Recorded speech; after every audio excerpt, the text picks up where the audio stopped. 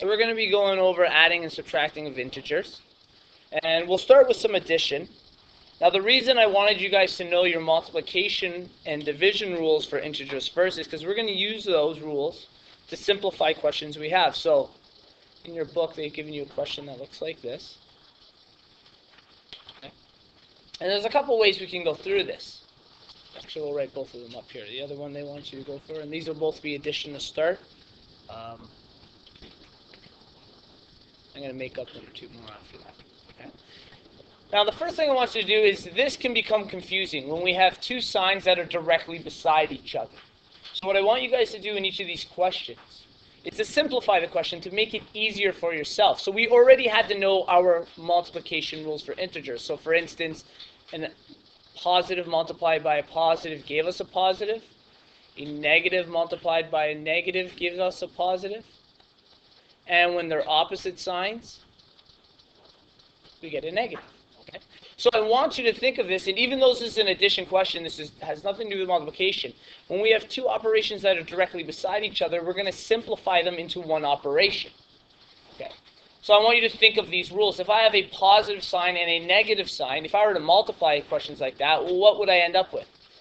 A negative. So we're going to simplify this to just be one operation in between, and we're going to bring down the original values. So 5, those two operations just turn into a negative 7. So this question is asking us, what is 5 subtract 7? Okay. Now, if you need to use a number line from here, that's fine. You can quickly do that. Quickly draw one up here. Whenever we're using a number line, always think of it as we're starting at the first number. So our first number in this case is positive 5 because there's nothing in front of it. We assume it's positive. And we're going back 7 spaces, we'll call it 0, so this will be 4, 3, 2, 1, negative 1, negative 2, negative 3. To let you know we won't need any more, it should be okay. So if we're starting at our positive 5 and we're moving in a negative direction, that would be to the left. We're moving in the negative direction 7 units, so that would be 1, 2, 3, 4, 5, 6, and 7. So we end up at the value of negative 2. Okay. So the answer to this question is negative 2 in this one. We'll use that same idea again so we get used to it. So first, again, we always want to simplify our question. I have a positive and a negative side beside each other. So what will those two signs, you could say, amalgamate into? What would they become? A negative, just like in the other question. So we're going to bring down our values, negative 3. And in this case, we only bring down the value of the 4, just like we only brought down, right now, the value of the 7 here. We're just bringing down that value of the 4 because we've already simplified the operation in front of it. Okay? So now that we have this same idea, we can quickly do a number line. If you know these types of questions off the top of your head from here, that's great. Anyone know what it's going to be? Anyone? What? Yeah, it's going to be negative 7. Okay.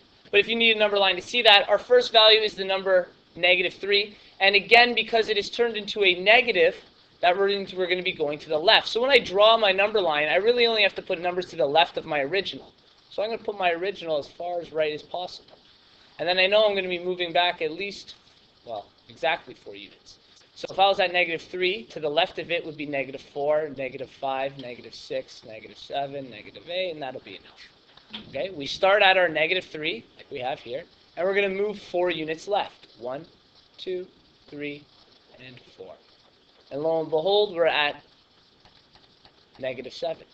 Okay, let's do a third example here. Question? So, sir, you're providing room to the... So, we have another question here. This one states that negative 7 plus positive 4. Now, according to our multiplication rules, I have two signs again beside each other. How can I simplify these two positives? If I have a positive times a positive, what would it leave me with? A positive. So these two positives can really just be written as one positive. I'll bring down the original numbers. Now this was originally negative 7.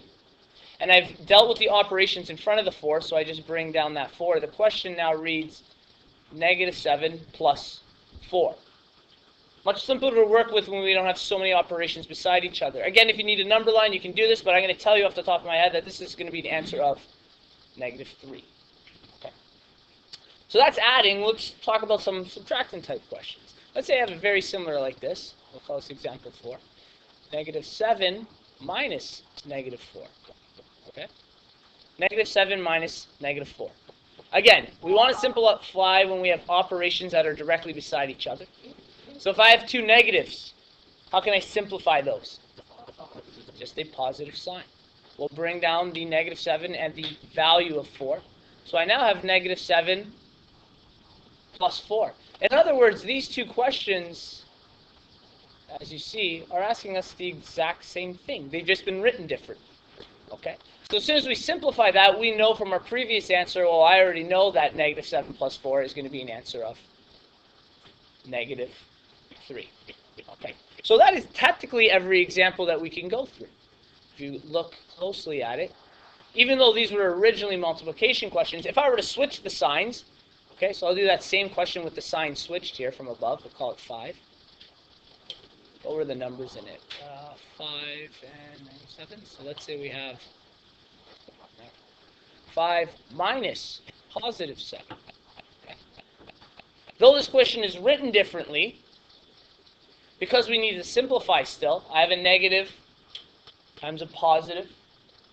How would I simplify that? The negative value. And we're left with the same question we started with when we had 5 subtract 7. And again, we're at negative 2. So even though they're written a little differently, where their operations were in a different order, we still ended up in the second line of this question with an identical question. Okay, so they end up being the exact same thing.